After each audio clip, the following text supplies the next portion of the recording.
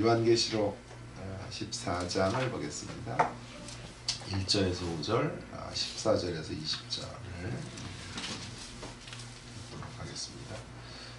1절에서 5절, 1절에서 5절까지 제가 읽고요. 14절부터는 함께 교독하면 좋겠습니다.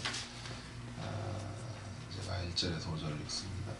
또 내가 보니 보라, 어린 양이 시온산에 섰고 그와 함께 14만 4천이 서 있는데 그들의 이마에는 어린 양의 이름과 그 아버지의 이름을 쓴 것이 있더라. 내가 하늘에서 나는 소리를 들으니 맑은 물소리와도 같고 큰 우레소리와도 같은데 내가 들은 소리는 검은 고 타는 자들이 그 검은 고를 타는 것 같더라. 그들이 보좌 앞과 네 생물과 장로들 앞에서 새 노래를 부르니 땅에서 성령을 받은 14만 4천 밖에는 능히 이 노래를 배울 자가 없더라. 이 사람들은 여자와 더불어 더럽히지 아니하고 순결한 자라. 어린 양이 어디로 인도하든지 따라가는 자며 사람 가운데서 성령을 받아 처음 익은 열매로 하나님과 어린 양께 속한 자들이니 그 입에 거짓말이 없고 흠이 없는 자들이더라. 14절을 교독을 제가 같이 하겠습니다. 제가 14절을 또 읽습니다. 교독 15절은 읽어주시고요. 또 내가 보니 흰 구름이 있고 구름 위에 인자 같은 이가 앉으셨는데 그 머리에는 금면류관이 있고 그 손에는 예리한 낯을 가졌더라.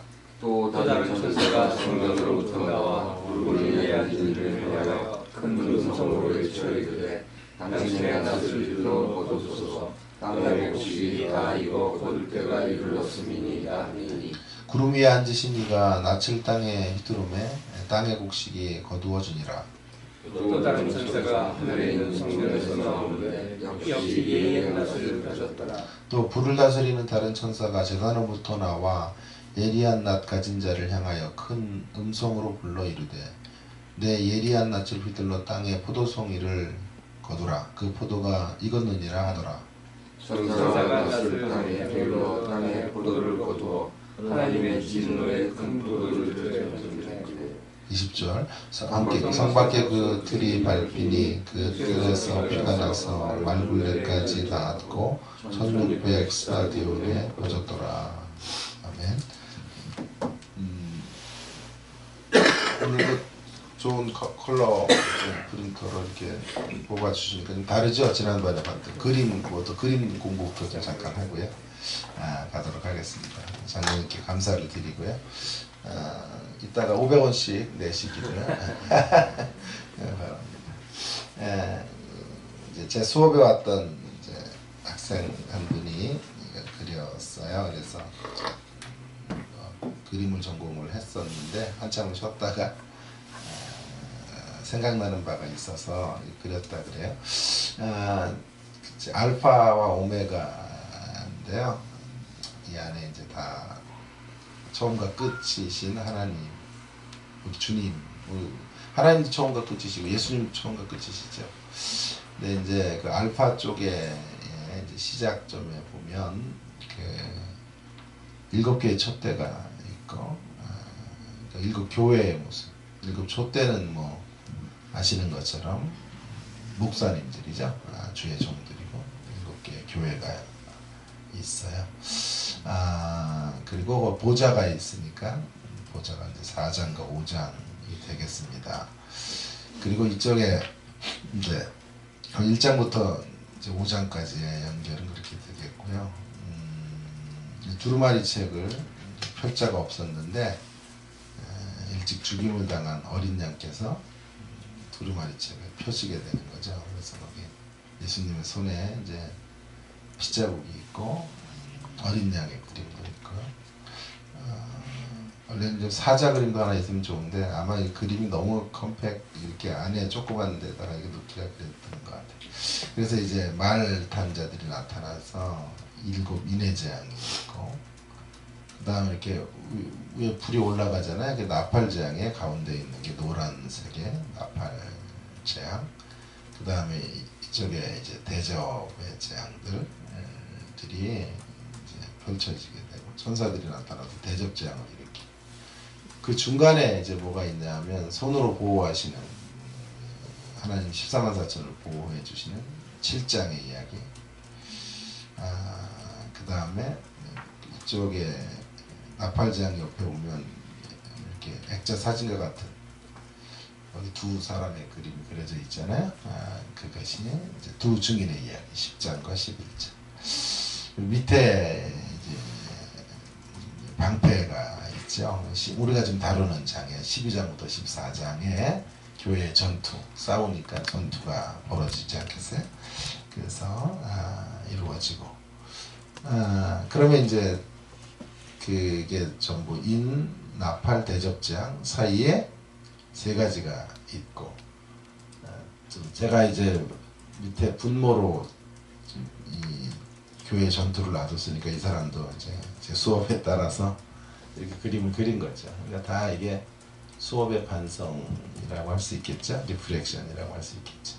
그래서 이제 중간에 막간들이 이렇게 이제 흘러가는 거죠.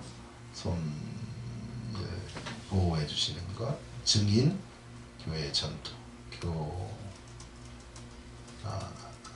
교회의 안정, 교회의 사명, 교회의 전투 이런 구조로 되어 있고 잘 보시면 그래서 대접장으로 이제 망하는 게 안에 보면 성들이에요. 그게 이제 바벨론의 멸망이고 저쪽 위에 보면 해가 비치면서 이렇게 성 하나가 올라오잖아요. 새 예루살렘. 그래서 새 예루살렘이고 그러면 이제 두 성이 대조적으로 하나는 철저하게 무너지고 또 하나의 성이 완성이 되는 것으로 계시록의 모든 이야기들이 맞춰져서 오메가가 된다. 알파와 오메가다. 그래가지고 나한테 갖고 왔길래 내가 써먹겠다고 일단 달라 그랬죠. 그래서 이 안에 계시록 아까도 얘기했지만 누가 외국 사람들 오늘만 딱 오면은 여기 무슨 이단 그림 공부하는 이단 집단 같이 느껴질 텐데 그런 게 아니고요. 이것 하나로 계시록 전체를 요약이 될 수 있는 그런 일입니다. 자 오늘은 이제 그 밑에 방패 가운데 14장에 두 이제 증인이 걸어가면서 두 증인이 아니라 하나님의 백성들이 전투를 하는 사단 삼위일체 세력과 함께 싸우게 되는 그런 이야기들의 최종적인 그 싸움의 결국이 어떻게 되는가 하는 것을 이제 다루고 있어요. 자 오늘 교환을 따라서 한번 좀 해가도록 그렇게 하겠습니다. 우리는 이제 미래의 하나님 나라를 경험하게 될 것입니다. 지난 시간에 본 것처럼 그곳 천상에서 우리는 그 하나님의 나라에 이제 도달하게 되면 우리가 할 일인데 새 노래를 부르는 거예요. 오늘 본문에 있는 것처럼 14만 4천이 시온산에 어린 양과 함께 서서 그분을 노래하는 새 노래를 이제 부르게 될 건데요. 그런데 그때만 부르는 게 아니에요. 이 새 노래가요. 묵시문학의 초월성 같은 것은 현재와 연결이 된다. 그래서 초월적인 일이 미래에 일어날 일이 현재적으로도 들어와야 되고 들어올 수 있기 때문에 이런 장면들을 보여주고 있는 것이거든요. 그래서 그 새 노래가 죽음 이후에만 불러지는 노래가 되어서는 안 되고 지금 여기서 부를 수 있는 노래가 되어야만 하겠습니다. 하나님의 나라의 세계는 미래엔 있고 현재는 없는 그런 거는 하나님 나라의 세계가 사실 아닌 거죠. 미래에 일어날 일들은 다 현재 안으로 들어와 있고 선취적으로 맛볼 수 있는 경험의 형태로 나타나야만 되는 것입니다. 사실 그게 이제 우리의 구원의 목표라고 할 수 있겠어요. 구원의 결과와 목표를 자꾸 혼돈을 하는데요. 구원의 결과는 천국을 가는 거예요. 구원받은 결과로. 그냥 구원의 목표는 천국 가는 거라고 말하면 50점도 안 돼요. 구원의 목표는 천국을 여기서 사는 거죠. 천국에서 하나님 나라에서 이루어질 일들을 여기서 살아가는. 더 힘들겠죠. 그러나 여기서 사는 건 왜 힘들까요? 힘들 수밖에 없는 것이요. 저쪽에 좀 있는데, 예. 그래서 힘들 수밖에 없는 이유가 뭐냐면 여기서는 죄가 완성이, 죄가 아직도 있고 우리의 구원을 허물어뜨리려는 세력들, 도전들이 있기 때문에 사실은 하나님 나라에 입성해서 부르게 될 그 새 노래를 여기서 찾아서 부른다는 게 그렇게 쉬운 문제는 아니에요. 그러니까 이제 분투가 필요하고 우리의 어떤 자세들이 필요하고 여러 가지 신앙적인 추구점들이 있어야 우리가 새 노래를 부를 수가 있겠다. 자, 이제 그렇다면 우리의 문제는 새 노래를 불러야 한다가 아니라 새 노래를 어떻게 부를 수 있을까에 초점을 좀 모으려고 하는 것이죠. 전 이런 설교를 되게 좋아하는데요. 어떻게 그런 구체적으로 현실적으로 이 새 노래를 구체화시킬 수 있을까? 아까 우리들이 살고 있는 이 땅에서 부르는 새 노래는 한계가 있다 그랬죠. 아니 한계라기보다는 죄가 있고 연약이 있고 사단의 공격이 있기 때문에 그렇죠. 한계죠. 그런 반대 속에서 우리는 새 노래를 잃어버린 사람들이 아닌 노래를 다시 찾는 노차사가 돼야 된다고요. 네? 노래를 찾는 사람들이 되어야 하는데 어떻게 그럴 수 있는가? 두 가지 이야기를 좀 하려고 합니다. 첫째로는요. 14장 1절과 5절에서 우리가 확인하고 있는 것처럼 이 광경을 거룩한 상상력으로 우리가 동원해서 우리의 마음을 그렇게 관리해야만 새 노래를 부를 수가 있어요. 마음의 상태를 늘 점검하셔야 된다라고 말씀드리고 싶고요. 마음을 어떻게 관리하느냐가 하는 게 매우 중요해요. 마음속에 무엇을 담아 놓느냐에 따라서 평생 탄식의 노래를 부르고 살다가 끝날 수도 있고 반대로 새 노래를 부를 수도 있어요. 그러니까 마음은 어떤 상상력으로 봄과 관련이 있어요. 마음에 이런 어떤 상태는 무엇을 보느냐 이런 것과 밀접한 관련이 있는데요. 거룩한 상상력을 가지고 우리가 늘 이런 시온산에 서 있는 우리의 광경들을 마음에 품고 살아가야만 하겠습니다. 그럴 때 새 노래가 불러져요. 우리의 마음들이 우리의 봄이 세상에 있는 환경들을 보면요, 이 노래는 못 불러요. 세상에서 펼쳐지는 수많은 그림들 속에서 이미지 속에서 하나님의 세계들을 상상하며 걸어가게 될 때 시온산에서 찬양하는 우리들의 미래의 모습들을 고대하며 바라보며 마음을 품게 될 때 거기서 우리 마음들이 정돈이 되고 노래를 부를 수 있어요. 여러분 사무엘상 2장으로 가서 한번 오늘 사무엘상과 좀 연결을 해서 좀 보려고 하는데요. 사무엘상 2장으로 좀 가보면요. 거기 한나의 노래가 나오는데요. 한나의 노래를 우리가 이 땅에서 부르면 되는 거거든요. 어떻게 한나가 그 노래를 부를 수 있었을까 하는 건데요. 사무엘상 2장과 누가복음 2장의 마리아의 노래, 예수님을 잉태하고 마리아가 부른 노래와 이제 한나가 아이를 낳고 하나님 앞에 올려드린 노래가 성격적으로 같아요. 연결고리가 되는데 이 대단한 이제 장면인데 한나가 지금 여기서 노래를 하고 있어요. 1장에서는 아이를 낳아서 하나님께 젖된 후에 올려드렸고 그 다음에 2장에서 이제 노래를 하는 건데요. 사실 애를 낳았으니까 노래를 했겠거니 이렇게 생각하면 안 되고요. 애를 낳고 그 아이를 젖된 후에 성전에다가 이제 나시린으로 드렸다고요. 그리고 시대는 어두워요. 이제 3장에서부터 펼쳐지는 이야기를 보면 법궤를 빼앗기고 특별히 4장에서부터 법궤를 빼앗기고 하나님의 영광이 법궤를 빼앗기는 것과 함께 떠나요. 이스라엘을. 그것이 충격이 되어 이제 엘리 제사장은 나 의자에 앉아 있다가 그 소식을 듣고 자빠져서 목이 부러져 죽어요. 그리고 두 아들도 이제 이 전쟁으로 말미암아 죽는 이런 시대의 비극을 맞이해요. 그런 세상 속에 사사시대 말기에 시대 속에 애 하나가 생겼어요. 지금 저땐 갇혔을 때는 애 하나가 올려졌다고 해서 그것이 무슨 기쁨이 될 수 있을까? 그러나 한나는 지금 기뻐하고 노래하고 있죠.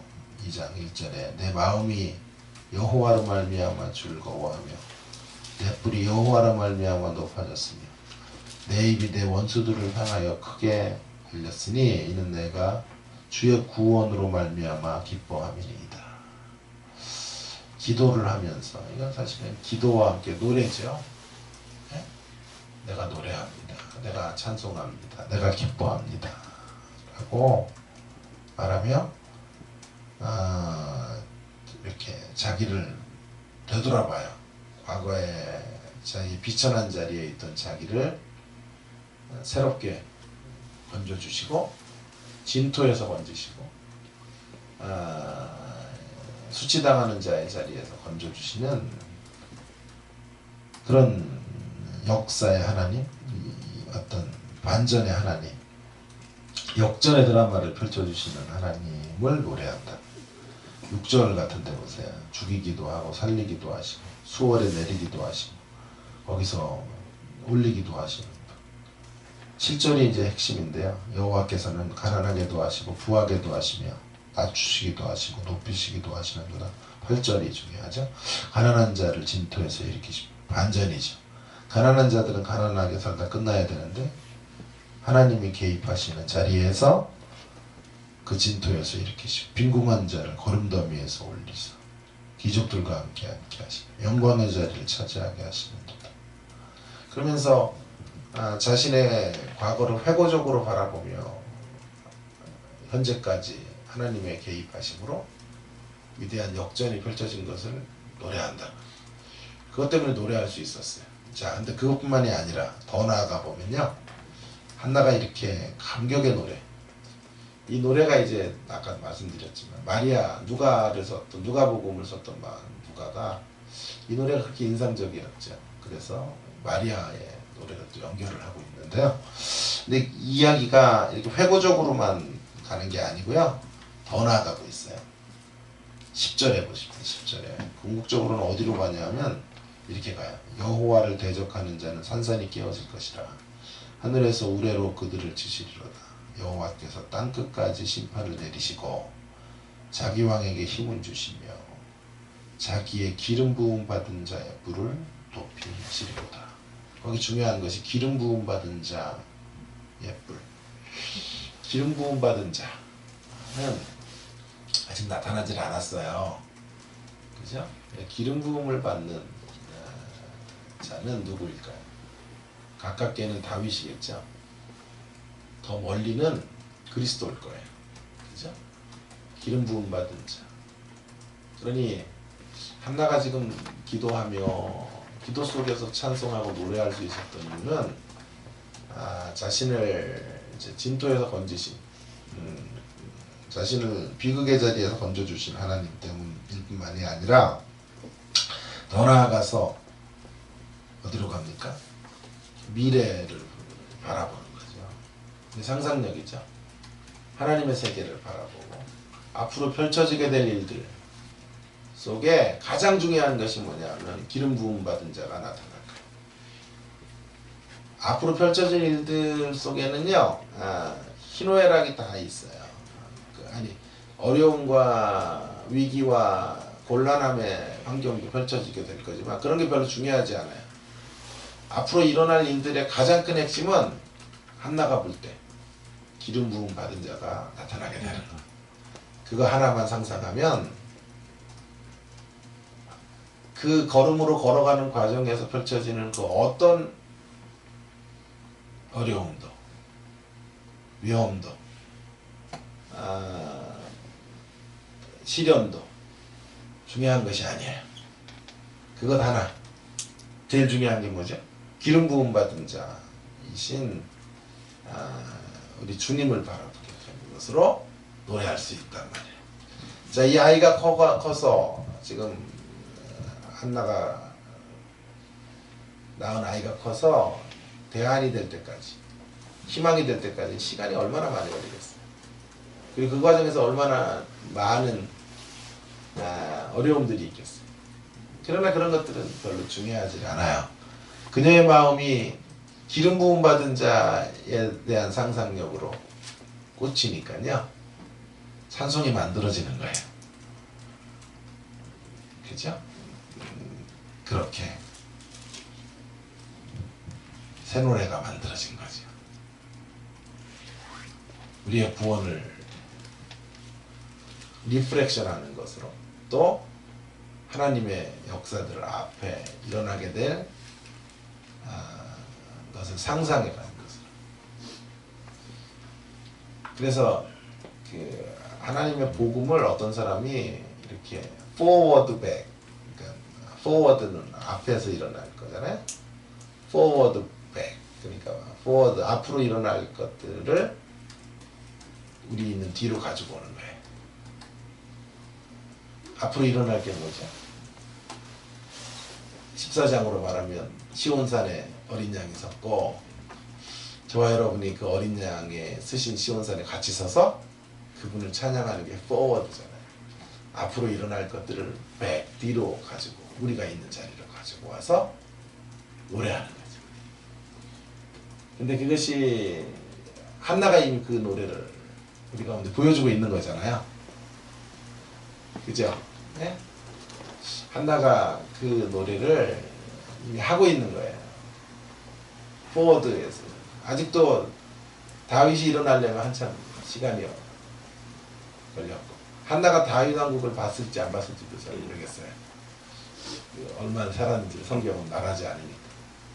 자기 당대에 이런 희망을 눈으로 목도할 수 있을지 없을지도 모르는 이런 포워드에 일어나, 더 멀리는 메시아이신 예수 그리스도를 바라보는 구원, 기름 부음 받은 자를 마음에 그리면서 자신의 어두운 환경을, 시대적인 암울함을 극복해내는 거죠. 거기서 노래를 만드는 거죠. 환경이 편편해져서 노래가 되는 게 아니고요. 환경은 여전히 어둡지만, 그래서 순간순간 그 어두움의 먹구름들 앞에 설 수밖에 없지만, 그러나 기름 부음 받은 자의 우리의 시선을 고정하면 그런 자리에서도 노래할 수가 있다 라고 하는 것입니다. 그래서 환경을 승화시켜가는, 승화시킬 때 노래가 승화. 승화라는 말은 이 상담에서 나오는 매우 중요한 말인데요. 승화는 우리들의 이제 환경 속에서 대처하는 방어 기제들 중에 가장 성숙한 방어 기제가 승화예요. 환경의 어두움을 바꾸는 거죠. 예를 들어서 막 스트레스를 받을 때마다 골프공을 그냥 그 스트레스를 주는 인간들이라고 생각하고 두들겨 패기 시작하는 거예요. 골프공을 100개도 200개도 치는 거예요. 그러다가 박세리 같은 골프 선수가 되는 거예요. 불가능한가요? 이게 어쨌든 그게 승화예요. 화가 나고 현실이 어둡고 암담할 때 분노로 표출하지 않고, 폭력으로 표출하지 않고, 상대와의 갈등으로 표출하는 게 아니라 그것들을 다른 방향으로, 건전한 방식으로 이제 대처해서 그것으로 그것이 없었으면 이루어질 수 없는 그 자리로 나아가는, 골프 선수가 돼요. 세계 무대를 주고. 그런 사람이 있었어요. 복싱 선수 중에는 그런 사람들이 되게 많아요. 억울하고 막 주먹세계 1인자 같은 거 하다가 주먹을 잘 쓰니까 복싱을 해서 세계 챔피언 먹고 이런 경우는 있었던. 그게 이제 재미나는 승화죠. 신앙적인 승화가 또 있어야 돼요. 신앙적인 승화도 우리들이 갖고 있는 삶에서의 곤고함과 소위 말하는 불행이라는 일들 속에 그것들을 다른 방향으로 표출해서 오히려 그것이 득이 되게 하고 합력해서 선을 이루게 하는 거기서 새 노래를 부르는 이런 자리로 가는 그런 저와 여러분의 삶이 되어지기를 주의 이름으로 부탁을 드립니다. 그래서 새 노래를 부르는 거죠. 새 노래를 거룩한 상상력을 동원하는 것으로. 자, 두 번째가 조금 더 중요할 것 같은데, 두 번째로는 이제 진노 옆에 있는 구원을 확인하는 것으로 이제 새 노래를 불러야 된다라고 하는 건데, 새 노래가 가능하려면 실제적으로 우리가 여기서요, 만만치 않다 그랬어요. 새 노래를 부르기가요. 상상력을 동원해서 우리의 구원을 되돌아볼 뿐만이 아니라 forward back, 앞으로 일어날 일들을 뒤로 돌려서 우리 앞으로 가져와서 구원 한나가 보여준 것처럼 기름 부음 받은 자 이것들을 생각하면서 상상하면서 그분 안에서 펼쳐진 일들을 되돌려 가지고 들어와서 노래를 만들 수 있다. 이런 말씀을 드렸어요. 자, 두 번째로는요, 우리의 구원이 어떤 것인지를, 우리의 승리가 어떤 것인지를 확인하는 거예요. 이것을 알기 위해서는 우리가 주목해야 될 것 중에 오늘 제가 좀 눈여겨볼 것은요, 중간을 빼고 제가 5절을 읽고 14절에서 20절을 읽었어요. 그러니까 의도가 있는데요. 그 중간에 뭐가 있냐면 세 천사의 메시지가 6절부터 13절에 있는데 그는 뭐 다음에 한번 좀 다루기로 하겠어요. 첫째 천사가 영원한 복음을 가졌다라고 외치고 바벨론이 망한다. 둘째 천사가 말하고 우상을 경배하면 망한다. 셋째 천사가 말하는 내용이 가운데 들어있고 앞과 뒤가 뭘로 이렇게 대조 구조를 잘 보셔야 된다고요. 이 대조를 통해서 우리가 새 노래를 만들 수 있는 비밀이 있다고 저는 생각하는 거예요. 자, 앞에는 뭐가 있냐면 14만 4천의 노래가 있죠. 1절부터 5절까지. 뒤에는 뭐가 있냐면요, 최종적인 추수 장면이 있는 거예요. 뒷부분에 14절부터 20절에 보면 먼저는요, 14절에서 16절까지 한번 보시면 먼저는 그 심판전에 알곡들이 추수가 되는 장면이 나와요. 예리한 낯을 가지고 추수를 하는데 알곡의 추수가 14절부터 16절. 17절부터 보면 17절부터는 이제 알곡의 추수가 끝났기 때문에 악인들의 추수의 장면이 나오는 거죠. 또 다른 천사가 성전에서 나와서 예리한 낯을 가지고 그 낯을 이제 비둘러서 포도송이를 거둬요. 그래가지고 틀에다 밟는데요. 그게 포도송인 줄 알았더니 거기서 즙이 흐르는데 그게 피예요. 이게 묵시문학이니까 가능하겠죠. 예? 피가 흘러서 1600 스타디온. 1600 스타디온은 이 정도의 거리라 그러네요. 여기서 대구 정도까지의 거리에 피들이 막 흘러넘치는 거죠. 그러니까 맹렬한 진노의 모습을 이제 그려주고 있는 거죠. 그러니까 어린 양의 반대편에 서 있는 자들이 당하는 진노의 이야기와 함께 어린 양의 구원을 설명하고 있다. 이게 저는 매우 의미심장한 거라고 생각해요. 어린 양의 구원과 반대되는 자리에 있는 모습을 부각하면서 대조를 이루면서 우리들이 갖고 있는 구원을 확인하도록 하는 거예요. 그러니까 구원이라 하는 것이요, 저희들에게 주어진 구원, 승리가 자동 승리가 아니에요. 그러니까 그게 무슨 말이냐 하면 이렇게 우리의 괜찮은 삶 위에 세워져 있는 덤이 아니에요. 부록이 아니에요. 신앙이라는 것이 있어도 되고 없어도 되는데 우리들이 살아가고 있는 삶이 교양 정도로 얹어진 이런 개념으로 가져가면요, 감동이 없어요. 감격이 없어요. 왜냐하면 있으면 좋고 없어도 뭐 아쉽지 않아요. 그런 의미로 기독교 신앙이 들어오는 경우는 주로 이제 모태신앙자들이 그래요. 태어날 때부터 교회 안에서 살아가게 되든지 종교적인 것에 익숙해진 사람들은 뭐 기독교 신앙이 갖는 유익에 대해서 감사하면서도 그것이 너무도 당연한 것으로 여겨지게 되는 거죠. 근데 그것을 당연한 것으로 여겨서는 감동을 못 만들어요. 그러면 어떻게 하면 우리의 구원과 우리가 서 있는 이 자리가 새 노래의 자리가 될까요? 예, 우리의 구원이 진노를 피한 것입니다. 사실은 우리가 이 14장 17절에서 20절에서 만나는 그 진노, 그 진노의 포도주 틀에 밟힐 수밖에 없는 존재였다는 사실을 선명하게 확인하면 확인할수록 오늘 내가 서 있는 자리가 너무도 복된 자리인 거예요. 주변에 극심한 고통을 당하는 사람, 그래서 성경에서 장례식을 꼭 가라 이렇게 얘기를 하는 것 같아요. 잔치집은 안 가도 장례식장은 가라, 그렇게 하는 게 성경의 지혜잖아요.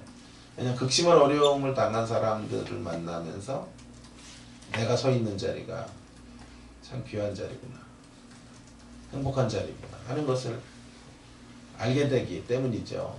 그죠? 마찬가지죠.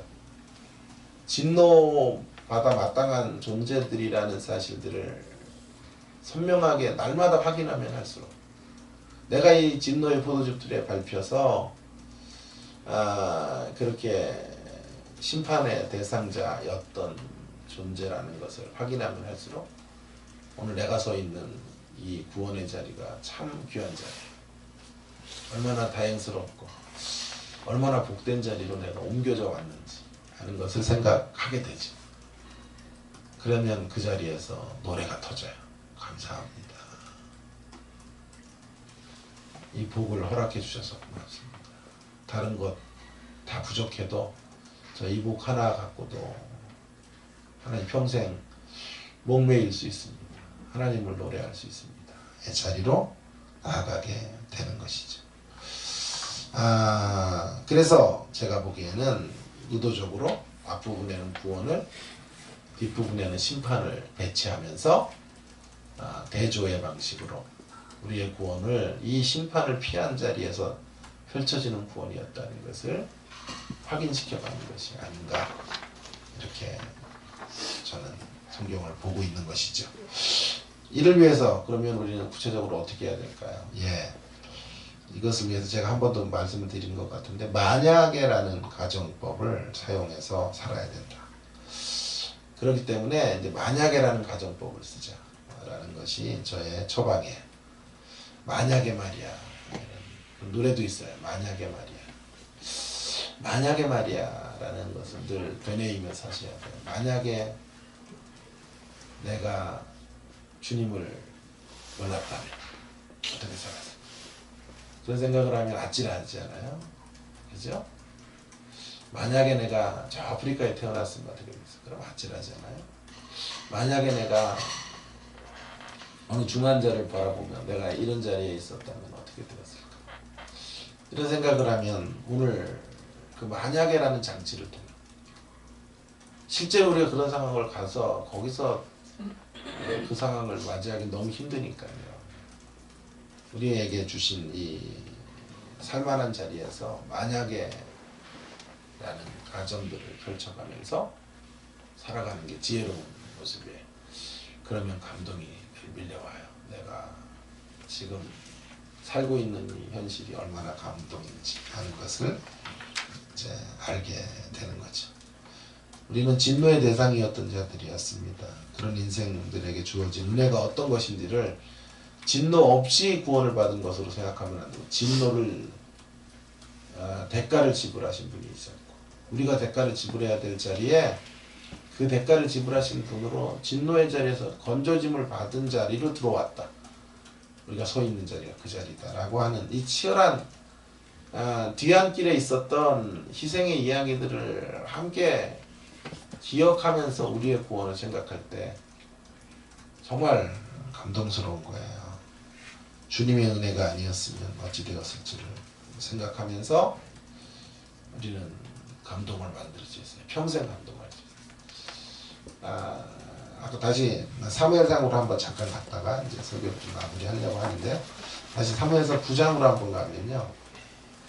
사무엘상 9장은 이제 기름 부음 받은 자, 첫 실패한 기름 부음 받은 자가 됐긴 했지만 이제 그의 시작은요 좋았어요. 사울인데요. 한 번도 제가 주일날 설교를 했던 부분이에요. 근데 이제 사울을 첫 기름 부음 받은 자로 이제 세우는데 그가 진정한 기름 부음 받은 자가 못 돼요. 그래서 다윗으로 대치되어지고 다윗은 예수 그리스도를 예표하는 모습으로 나가게 되는 건데요.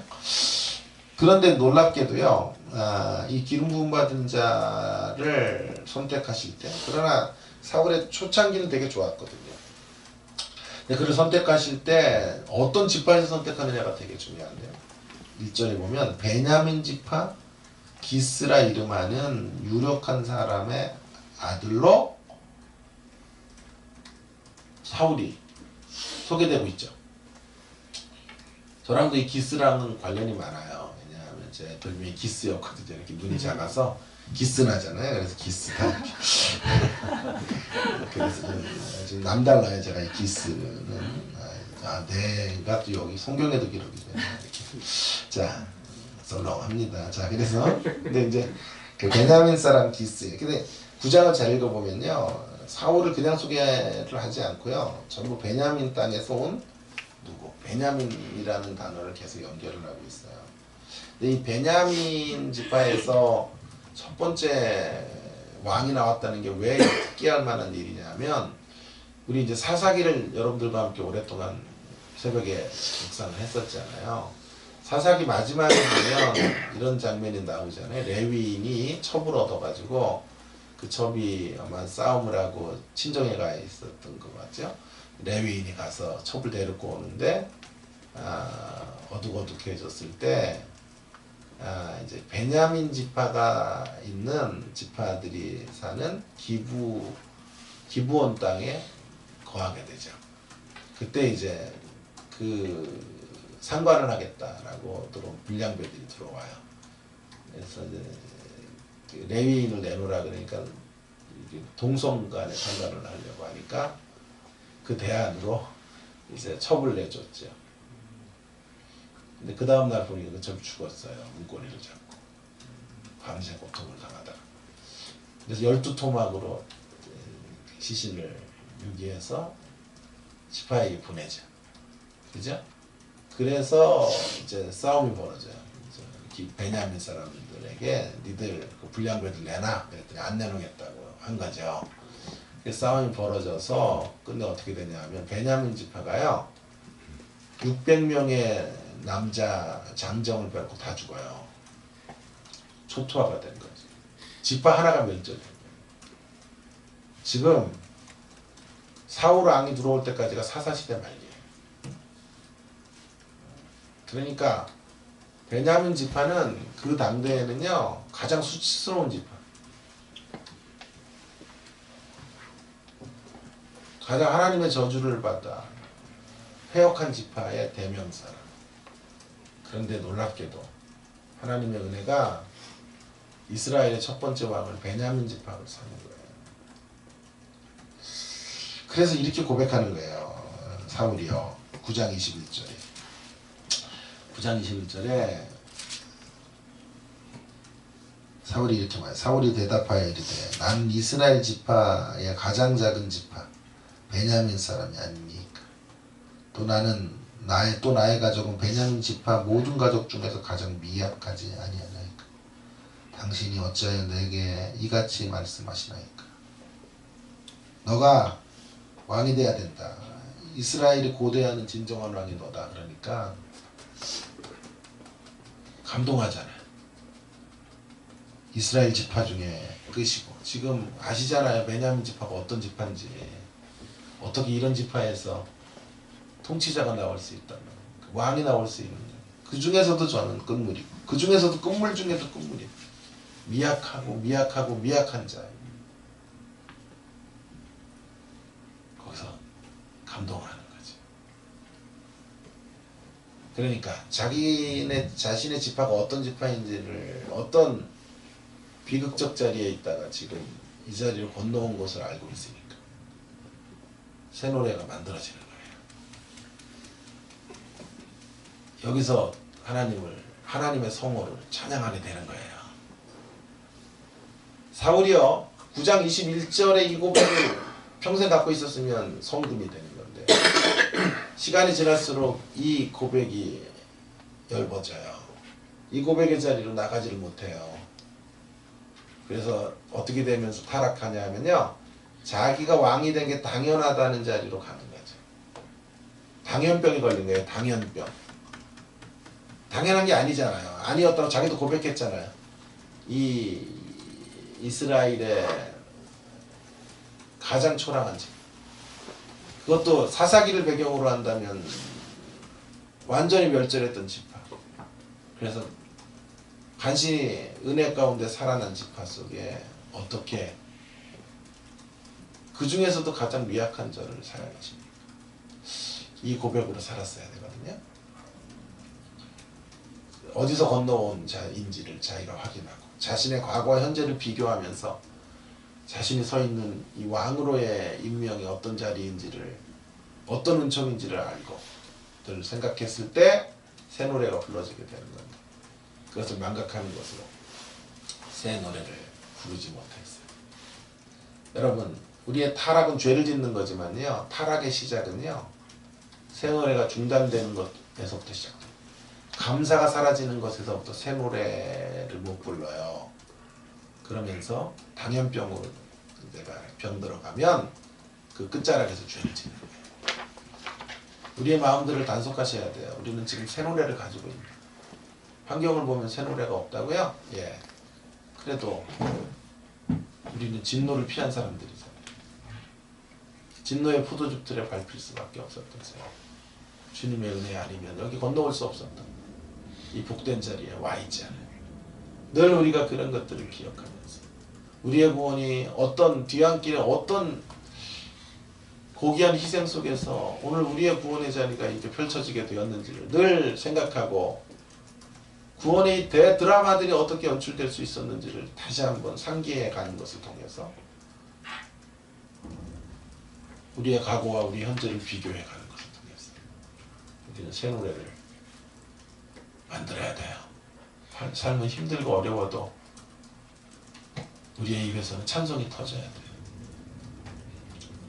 주님을 노래하는 자리, 한생에 우리 숨이 끊어지는 날까지 감격의 찬양대로 이 땅을 살아가야 된다고 확신합니다. 제가 지난번에 한번 최미나라는 친구 얘기를 했는데, 안양고등학교를 나왔는데 여기 이제 서울대학을 많이 집어넣는 학교예요. 근데 얘는 반수를 한 거죠. 근데 그 학교 괜찮은 학교를 가긴 했는데 그 학교 동료 애들에 비해서는 썩 만족을 못하니까 대학을 다니면서 이제 반수를 한 거죠. 한 시험 2달 정도 남겨놓고 머리가 너무 아파서 병원에 그 안양 샘병원인가를 갔는데 이제 뇌종양 판정을 받은 거예요. 난리가 났어요. 교회가 뭐 한 100명 되는 교회인데 장로님 아들이에요. 장로님은 초등학교 2학년 중퇴해서 유한 킴벌리에서 친척 회사에서 일하시는 성실하시고 훌륭한 분이지만 어쨌든 그런 분인데 아들이 그렇게 뇌종양이 20살에 걸렸으니까 난리가 났지. 얘가 와서 나를 붙잡고 우는데 더 살아야 된다고, 너무 후회가 된다고, 하나님 앞에 잘 살았어야 되는데 살려만 주시면 새벽기도 정말 평생 하고 하나님을 위해서 내 인생을 바치겠다고. 그래서 이제 주변의 권면이 조금 더 여러 병원 좀 다녀보라 그래요. 서울대학병원을 갔는데 그래 이제 많은 고통을 하고 교회는 막 처리하기도 하고 막 난리가 났죠. 미나를 위해서. 서울대학병원 가서 오진으로 판단이 된 거예요. 그래가지고 전화를 왔는데 막 할렐루야를 외치고 막 난리가 났어요. 주님 살려주셨다고. 근데 그 다음 주부터 교회를 안 나와요. 왜 안 나오냐니까 막 원망을 하고 2주 동안 이거 뇌종양인 줄 알고 공부도 못했다고. 그래서 안양에 있는 그 병원 욕을 하면서 난리가 났어요. 그래서 야, 새벽기도 평생 하는데 어떻게 된 거야? 이랬더니 지금 새벽기도라면 하나 지금 2달도 채 안 남아가지고 지금 시간도 없는데 시험 볼 때까지 얼굴도 못 봤어요. 참 참 그렇게 그 감동으로 산다는 게 우리가 얼마나 감격스러워요. 내중량이었으면 어떻게 됐을까요? 근데 그게 아니었으니까 감사하니까 더 감사로 노래를 부르며 하나님을 향해 살아야 되는데 그게 그렇게 안 되더라고요. 미나가 평생 감사하려면 어떻게 해야 될까요? 다시 뇌종양에 걸렸다 낫고 이러면 안 되고 그건 너무 힘들고 만약에라는 가정법을 써야 돼요. 그죠? 만약에 그때 만일 내가 진짜 뇌종양이었다면 나는 어떻게 되었을까? 이런 생각을 하면 아찔하겠죠. 그러면 자기가 지금 이 건강함으로 살아가는 이 시간이 얼마나 감사한지 얼마나 복된 자리인지를 붙잡을 수 있겠죠. 그 자리에서 건강한 거 하나만 붙잡거든. 그 뒤에 좋은 대학을 못 갔어요. 그러나 그게 이제 자기가 그때 뇌종양 그 판정 잘못된 병원 탓이다 이렇게 생각하는 모양인데 그래도 그것이 얼마나 큰 감사거리가 될까요? 그런 것이죠. 제가 만든 감사를 만드는 새 노래를 만드는 비법이에요. 이프절을 가져라. 여러분의 인생에 이프절을 가지세요. 부정적 이프절을 가지고 늘 사람은 어리석어서 소중한 존재가 옆에 있을 때까지 깨닫지 못해요. 사라지고 나서 소중했다고 생각하는데 얼마나 어리석어요. 옆에 있을 때 이프절을 사용하셔서 만약 이 소중한 분이 내 옆에 없다면 어떻게 될까? 소중한 부모님 효도가 잘 안 될 때 이분들이 나를 떠나버리면 나는 어떻게 될까 생각하면요 정신이 바짝 나요. 그럼 있는 동안 내가 해야 될 일들이 아내가 막 미워지고 그럴 때도 있죠. 그때도 이프절을 쓰세요. 이렇게 아내가 내 동역자인 아내가 내 옆에 없으면 나 어떻게 될까 이런 생각을 하면 우리가 서 있는 자리에서 감사할 수 있게 될 줄로 믿습니다. 이 시간 많이 갔네요.